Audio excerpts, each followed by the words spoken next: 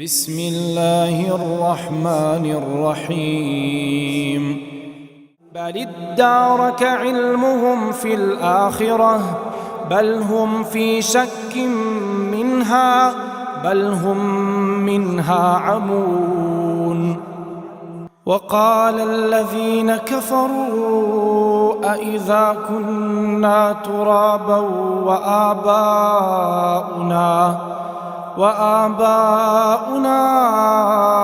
أئنا لمخرجون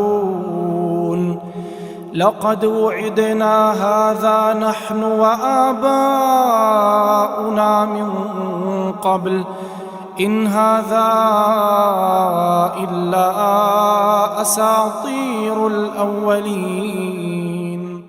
السلام عليكم ورحمة الله وبركاته. ഖുർആൻ പദം 1289 ദിവസത്തിലേക്ക് എല്ലാവരെയും ഹാർദമായി സ്വാഗതം ചെയ്യുന്നു. വിശുദ്ധ ഖുർആനിലെ 27-ാമത്തെ അധ്യായമായ സൂറത്തുൽ നംലിലെ 66 മുതൽ 68 വരെയുള്ള ആയത്തുകളാണ് ഇന്ന് പഠന വിധേയമാക്കുന്നത്. ക്ലാസ് ആരംഭിക്കുന്നതിനായി ആദരണീയനായ ഡോക്ടർ A.I. വിലായത്തുള്ള സാഹിബിനെ ക്ഷണിക്കുന്നു. السلام عليكم ورحمة الله وبركاته. أعوذ بالله من الشيطان الرجيم. بسم الله الرحمن الرحيم. بل ادارك علمكم في الآخرة بل هم في شك منها بل هم منها عمون وقال الذين كفروا وإذا كنا ترابا وآباؤنا أئنا لمخرجون لقد وعدنا هذا نحن وآباؤنا من قبل إن هذا إلا أساطير الأولين. صدق الله العلي العظيم. സൂറത്തുൽ നംലിലെ 66 മുതൽ 68 വരെയുള്ള ആയത്തുകളാണ് നിങ്ങളെ കേൾപ്പിച്ചിട്ടുള്ളത്. പിന്നിട്ട 2-3 ദിവസങ്ങളിലായിട്ട് നമ്മൾ പഠനവിധേയമാക്കിക്കൊണ്ടിരിക്കുന്ന ആയത്തുകൾ ചില സുപ്രധാനമായ ചരിത്ര വിവരണത്തെ തുടർന്ന് അത്യന്തം ചിന്തോദ്ദീപകമായ കാര്യങ്ങളെ പ്രകൃതി പ്രതിഭാസങ്ങളും യുക്തിതലത്തിലും മനുഷ്യന് ആഴത്തില് മനനം ചെയ്യാൻ ഉപകരിക്കുന്ന വിഷയങ്ങളുമൊക്കെ അടങ്ങിയ കാര്യങ്ങളാണ് തുടർന്നുള്ള ആയത്തുകളിൽ നമ്മൾ വായിക്കുകയുണ്ടായത്. ഇന്നലെ നമ്മൾ വായിച്ച ഭാഗത്ത് അല്ലാഹു വളരെ പ്രാധാന്യമുള്ള ചില കാര്യങ്ങൾ ഉന്നയിക്കുകയുണ്ടായി.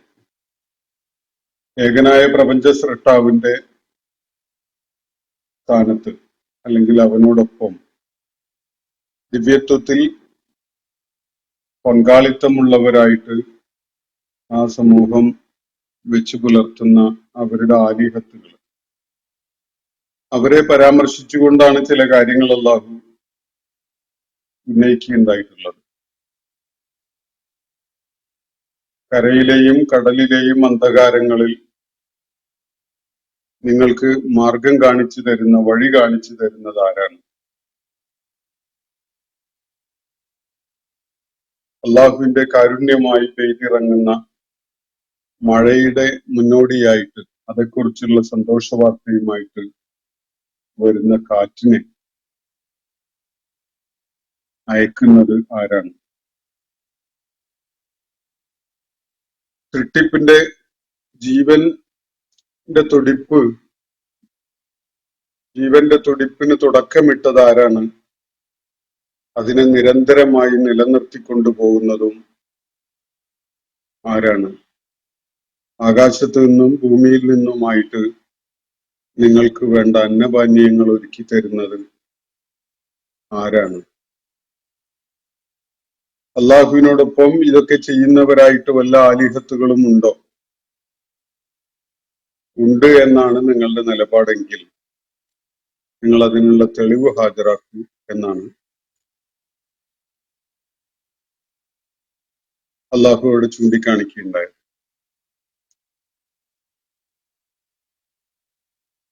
ആകാശഭൂമികളില് അദൃശ്യമായ മറഞ്ഞുകിടക്കുന്ന കാര്യങ്ങൾ അറിയുന്നവരായിട്ട് അള്ളാഹു അല്ലാത്ത ആരും തന്നെ ഇല്ല. ആലിഹത്തുകളായിട്ട് ഇവര് സ്വീകരിച്ചിരിക്കുന്ന അള്ളാഹുവിനോടൊപ്പം പങ്കാളികളായിട്ട് ശരീക്കുകളായിട്ട് ഇവര് വെച്ചു പുലർത്തുന്ന പ്രതിഭാസങ്ങളൊന്നും തന്നെ അവര് തന്നെ എപ്പോഴാണ് ഉയർത്തെഴുന്നേൽപ്പിക്കപ്പെടുക എന്ന കാര്യത്തിൽ പോലും അജ്ഞതയിലാണ് കഴിയുന്നത്.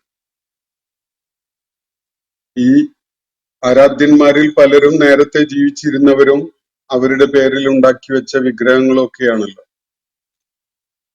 അപ്പോ ആ ആളുകൾ തന്നെ, മരിച്ചുപോയ ആ ആളുകൾ അവര് തന്നെ എപ്പോഴാണ് ഉയർത്തെഴുന്നേൽപ്പിക്കപ്പെടുക എന്ന കാര്യം പോലും അവർക്കറിയുകയില്ല.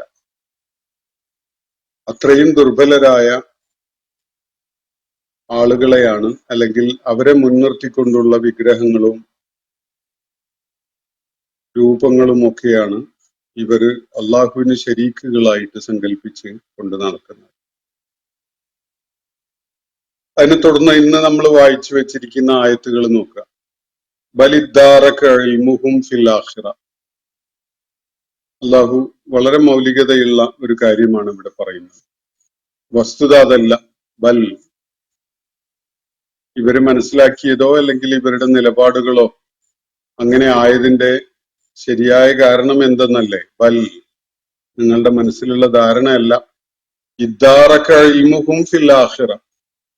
പാരത്രിക ജീവിതത്തെ കുറിച്ചുള്ള ഇവരുടെ അറിവ് പിടിച്ചു കെട്ടിയ പോലെ ഉള്ള ഒരവസ്ഥയിലാണ്.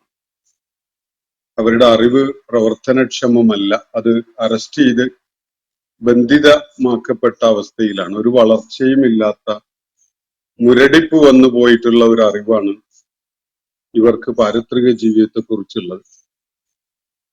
മനസ്സിൽ ചിന്തയുണർത്തുന്ന കാര്യങ്ങളെക്കുറിച്ച് യുക്തിഭദ്രമായിട്ട് ആലോചിക്കാൻ കഴിയുന്ന വിധത്തിലുള്ള വൈബ്രന്റായ വൈജ്ഞാനികമായ ഒരു അവസ്ഥ, ഒരു സാഹചര്യം അവർക്ക് ഇക്കാര്യത്തിലില്ല. ആലോചന ചത്തുപോയ, ചിന്ത നശിച്ചുപോയ ഒരവസ്ഥയിലാണ് പാരത്രിക ജീവിതത്തെ കുറിച്ചുള്ള ഇവരുടെ ധാരണ. പണ്ടെന്നോ ആരോ കാരണമായിട്ട് അവരുടെ മസ്തിഷ്കത്തിൽ കയറി കൂടിയിട്ടുള്ള ഒരു അബദ്ധം. ആ അബദ്ധത്തില് അതിന് പിന്നെ വളർച്ചയില്ല, മാറ്റമില്ല, അതങ്ങനെ സ്റ്റക്കായി നിൽക്കുകയാണ്. ബലിദ്ദാറക ഇൽമുഹും, അവരുടെ അറിവ്. ഇദ്ദാറക്ക എന്ന് പറഞ്ഞ ദറക്ക എന്ന വാക്കുമായിട്ട് ബന്ധപ്പെട്ടതാണ്. അവരുടെ അറിവ് നിശ്ചലമായതാണ്, അല്ലെങ്കിൽ പ്രവർത്തനരഹിതമായതാണ്, നശിച്ചു പോയതാണ്. എന്തിനെ കുറിച്ചുള്ള അറിവാണ്? ബലിദ്ദാറക ഇൽമുഹും ഫിൽ ആഖിറ. ആഖിറത്തുമായി ബന്ധപ്പെട്ടുകൊണ്ട്, പാരത്രിക ജീവിതവുമായി ബന്ധപ്പെട്ടുകൊണ്ടുള്ള അവരുടെ ജ്ഞാനം തടയിടപ്പെട്ടതാണ്, പ്രവർത്തനരഹിതമാണ്, ഫലശൂന്യമാണ്, അത് നശിച്ചു പോയതാണ്. ബൽഹും ഫീ ശക്കിം മിൻഹ. എന്നുമല്ല, അവര് പാരത്രിക ജീവിത സാധ്യതയെക്കുറിച്ച് സന്ദേഹത്തിലുമാണ്. അങ്ങനെ ഒരു സംഗതി ഇല്ല. പാരത്രിക ജീവിതം മരണത്തോടുകൂടി എല്ലാം കഴിഞ്ഞു, പിന്നെ ഒരു പുനരുത്ഥാനവും മറ്റൊരു ജീവിതവും എന്നൊന്നും ഇല്ല എന്നാണ് അവര് കരുതുന്നത്. അവര് പാരത്രിക ജീവിതം ഉണ്ടോ എന്ന കാര്യത്തിൽ സന്ദേഹികളാണ്. അങ്ങനെയൊന്നും ഉണ്ട് എന്ന ഒരു തോന്നൽ പോലും അവരെ വേട്ടയാടുന്നില്ല. ബൽഹും ഫീ ശക്കിം മിൻഹ. അവരതില് പാരത്രിക ജീവിതം എന്ന ആശയത്തെക്കുറിച്ച് സന്ദേഹികളാണ്, സംശയത്തിലാണ്. ബൽഹും മിൻഹ അമൂൻ. എന്നുമല്ല, അവര് അത് സംബന്ധമായി അന്ധതയിലാണ്. ഉള്ള ഒരു സംഗതിയെ കാണാൻ കഴിയാതിരിക്കുന്ന അവസ്ഥയെയാണല്ലോ അന്ധത എന്ന് പറയുന്നത്. നമ്മുടെ ചുറ്റുപാടിലും പലതും ഉണ്ട്, പക്ഷെ നമുക്കത് കാണാൻ കഴിയുന്നില്ല. അതിനാണ് അന്ധത എന്ന് പറയുന്നത്. നമ്മുടെ ചുറ്റുപാടിലും ഒന്നുമില്ല എന്നുള്ള അവസ്ഥക്കല്ല, നമ്മുടെ ചുറ്റുപാടിലും പലതും ഉണ്ട്, പക്ഷെ നമുക്കത് കാണാൻ കഴിയുന്നില്ല എന്ന അവസ്ഥക്കാണ് അന്ധത എന്ന് പറയും. ബൽഹും മിൻഹ അമൂൻ. പാരത്രിക ജീവിത വിഷയത്തില് ആഖിറത്ത് സംബന്ധമായി അവര് തികഞ്ഞ അന്ധതയിലാണ്, ബ്ലൈൻഡ്നെസ്സിലാണ്. അവർക്ക് അത് സംബന്ധമായിട്ട് യാതൊന്നും ഗ്രഹിക്കാൻ കഴിയാത്ത വിധത്തിലുള്ള ഒരു അന്ധത അവരെ പിടികൂടിയിരിക്കുകയാണ്. രണ്ട് കാര്യങ്ങളാണ് ഇവിടെ ചൂണ്ടിക്കാണിക്കപ്പെടുന്നത്.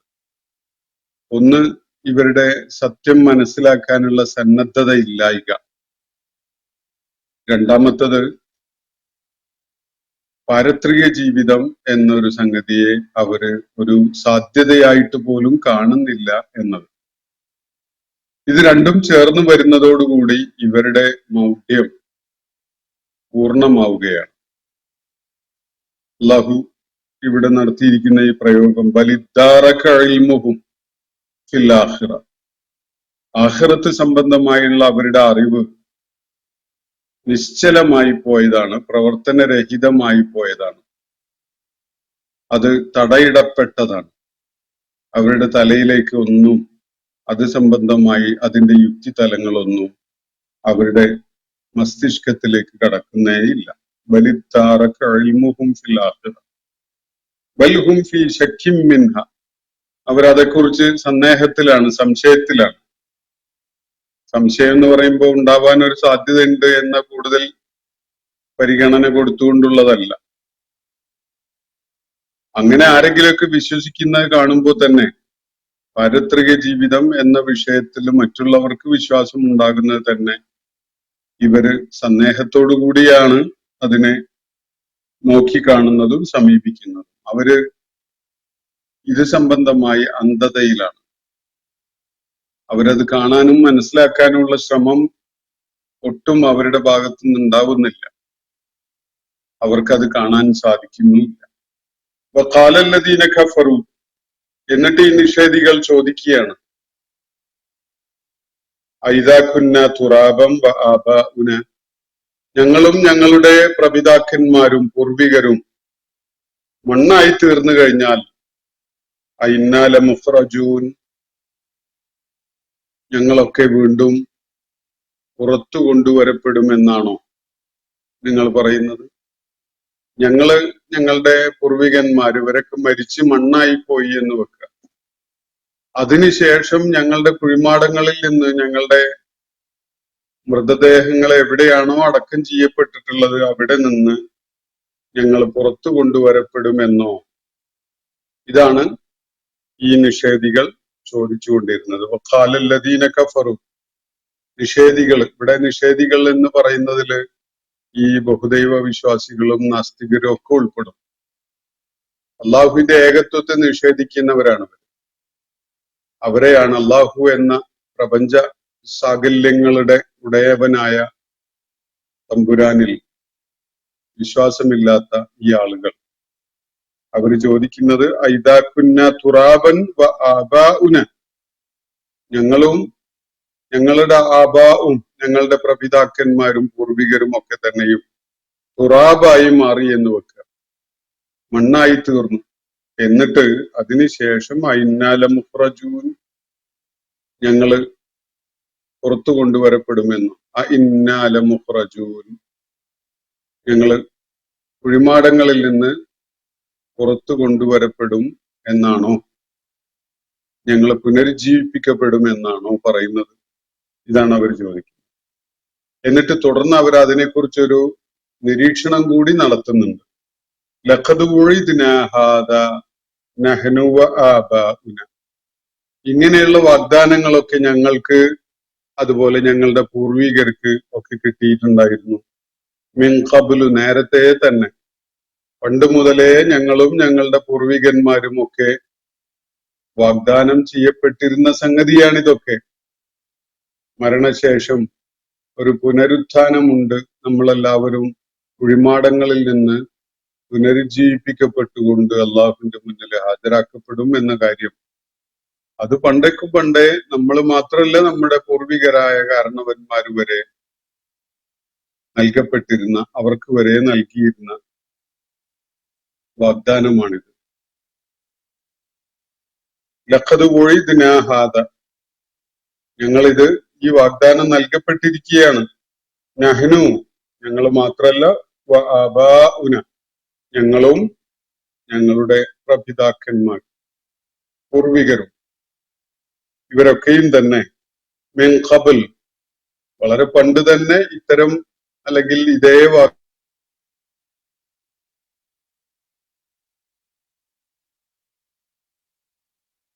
ഇത് പൂർവികരുടെ കെട്ടുകഥകളിൽ പെട്ടത് മാത്രമാണ്. ഇത് ഇൻഹാദ ഇല്ല അസാത്തീറുൽ അവ്വലീൻ. അസാത്തീറുൽ അവ്വലീൻ എന്ന് പറഞ്ഞ പൂർവികരുടെ പല ബേസ്ലെസ് ആയ അടിസ്ഥാനരഹിതമായ കഥകൾ.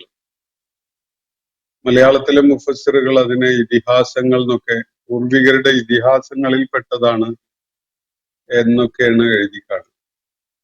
ഇതിഹാസം കുറെയൊക്കെ അടിസ്ഥാനരഹിതമായ കൽപ്പിതമായ ആശയങ്ങളുള്ളത് തന്നെയാണെങ്കിൽ പോലും ഇതിഹാസമല്ല അതിന് ചേർന്ന വാക്ക്, കെട്ടുകഥകളാണ്. ഇതിഹാസം സാഹിത്യ ലോകത്ത് അങ്ങേയറ്റത്തെ ഗാംഭീര്യമുള്ള കാവ്യ രൂപമായിട്ടാണ് മനസ്സിലാക്കപ്പെടുന്നത്.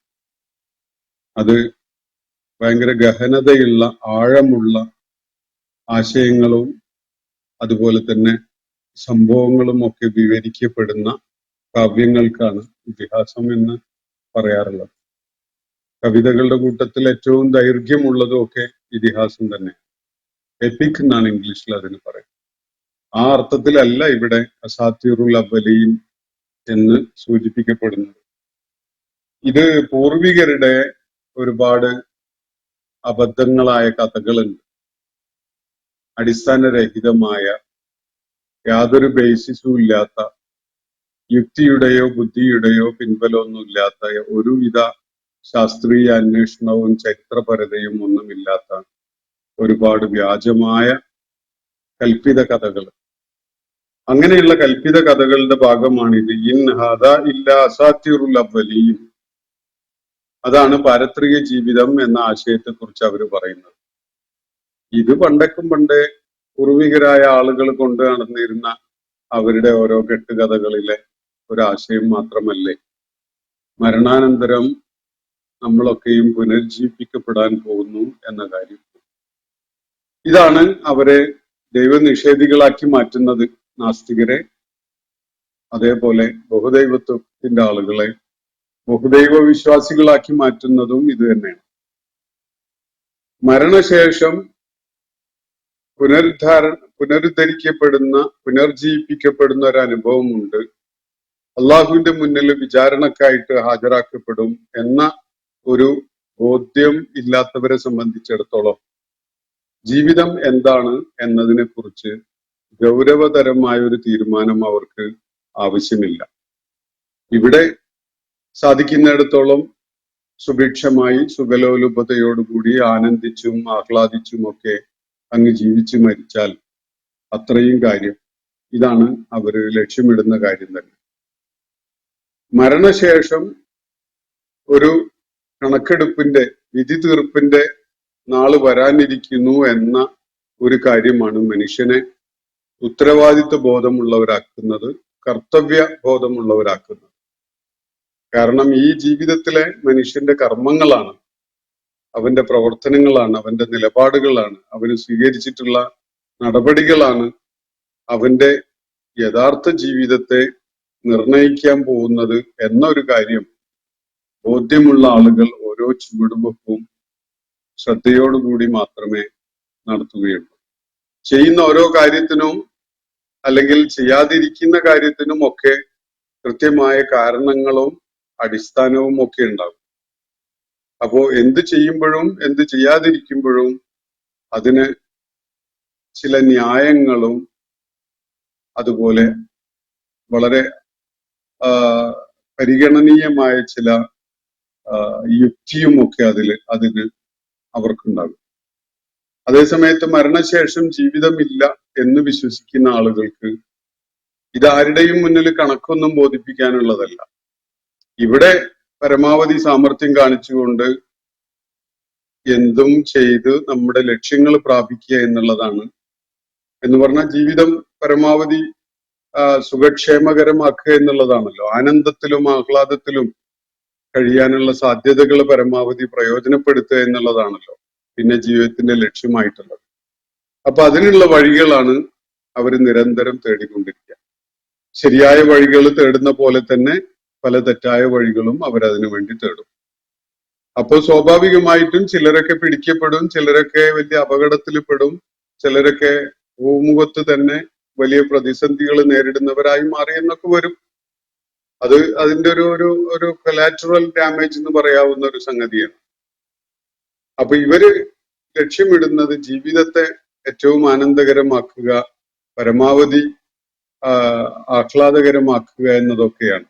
കാരണം ഇതേ ഉള്ളൂ, അതിനുശേഷം യാതൊന്നുമില്ല. അപ്പോ ഇവിടെ ജീവിതത്തെ ഉത്കൃഷ്ടമാക്കി മാറ്റാനും നല്ല കർമ്മങ്ങളില് വ്യാപൃതമാക്കാനൊന്നും അവർക്ക് ആവേശമോ താല്പര്യമോ ഒന്നും ഉണ്ടാവില്ല. പ്രത്യേകിച്ച് അതുകൊണ്ട് കാര്യവുമില്ല എന്നാണ് അവർ കരുതുന്നത്. അപ്പോ ഇവരുടെ നിഷേധത്തിന്റെ കാരണം അവര് പാരത്രിക ജീവിതത്തെ ഗൗരവത്തിൽ കാണുന്നില്ല എന്നതാണ്. അവരതിൽ സന്ദേഹികളാണ് എന്നല്ല, അവർക്ക് അങ്ങനെ ഒരു സംഗതി വിശ്വാസത്തിലേ ഇല്ല അവരുടെ കാര്യം. അവരതിനെ നോക്കിക്കാണുന്നത് പൂർവികരും കൊണ്ട് നടന്നിട്ടുണ്ട് ഇതുപോലത്തെ പല കെട്ടുകഥകളും. അങ്ങനെയൊക്കെയുള്ള കെട്ടുകഥകളിലെ യാതൊരു അടിത്തറയും അടിസ്ഥാനവും ഇല്ലാത്ത ഒരു കാര്യം മാത്രമാണ് പാരത്രിക ജീവിതം എന്ന സംഗതി എന്നാണ് അവര് നിരന്തരം പറഞ്ഞുകൊണ്ടിരിക്കുന്നത്. അതാണ് അവരെ പാരത്രിക ജീവിതത്തെ നിഷേധിക്കുന്നവര്, അള്ളാഹുവിന്റെ ദൂതനെ നിഷേധിക്കുന്നവര്, അള്ളാഹുവിന്റെ ഏകത്വത്തെ നിഷേധിക്കുന്നവര് ഒക്കെ ആക്കി മാറ്റുന്നത് എന്നാണ് വിശുദ്ധ ഖുർആൻ ഇവിടെ ചൂണ്ടിക്കാണിക്കുന്ന ഒരു ശ്രദ്ധേയമായ കാര്യം. അപ്പോ ഇന്നത്തെ സെഷൻ ഞാൻ ഇവിടെ അവസാനിപ്പിക്കുകയാണ്. ബലിദ്ദാറക ഇൽമുഹും ഫിൽ ആഖിറ, ആഖിറത്തിനെ കുറിച്ചുള്ള അവരുടെ അറിവ് കെട്ടിയിടപ്പെട്ട പോലെയാണ്, അല്ലെങ്കിൽ നശിച്ചതാണ്, നിശ്ചലമായതാണ്, പ്രവർത്തനരഹിതമാണ്. അവരതേക്കുറിച്ച് സന്ദേഹത്തിലാണ് എന്നല്ല, അവരതിനെക്കുറിച്ച് അന്ധതയിലാണ്. നിഷേധികള് ചോദിക്കുന്ന ഒരു കാര്യം, ഞങ്ങളും ഞങ്ങളുടെ പൂർവികരായ പ്രപിതാക്കന്മാരും ഒക്കെ മണ്ണായി കഴിഞ്ഞതിന് ശേഷം ഞങ്ങൾ പിന്നെ പുനർജീവിപ്പിക്കപ്പെടുമെന്നോ? ഇതാണ് അവരുടെ ചോദ്യം. എന്നിട്ട് തുടർന്ന് അവർ പറയുകയുണ്ടായത്, ഞങ്ങളും ഞങ്ങളുടെ പൂർവികരായ പിതാക്കന്മാരും ഒക്കെ തന്നെ ഇതുപോലെയുള്ള സംഗതികൾ അല്ലെങ്കിൽ ഇതേ കാര്യം നേരത്തെ വാഗ്ദാനമായിട്ട് നൽകപ്പെട്ടവരാണ്. ഇത് വെറും പൂർവികരുടെ വ്യാജമായ കഥകൾ മാത്രമാണ് എന്നാണ് അവരുടെ നിലപാട് വ്യക്തമാക്കുന്നത്. ഇനി ഈ പറയുന്ന ഈ നിഷേധികളും ബഹുദൈവത്വത്തിന്റെ ആളുകളും പറയുന്ന കാര്യം ശരിയാണോ അല്ലേ എന്നത് എങ്ങനെ മനസ്സിലാക്കാൻ സാധിക്കും? ഇസ്ലാമിന്റെ ആളുകൾ, ഇസ്ലാമിന്റെ പ്രവാചകന്മാര് പറയുന്ന ഒരു കാര്യം, ഈ നിഷേധികളായ അവരെ അഭിസംബോധന ചെയ്ത ആളുകൾ പറയുന്നത് മറ്റൊരു കാര്യം. ഇതിലേതാണ് ശരി എന്നത് മനസ്സിലാക്കാൻ എന്തു വഴി? ഇതാണല്ലോ സ്വാഭാവികമായിട്ടും നമ്മുടെ മനസ്സിൽ വരുന്ന ചോദ്യം.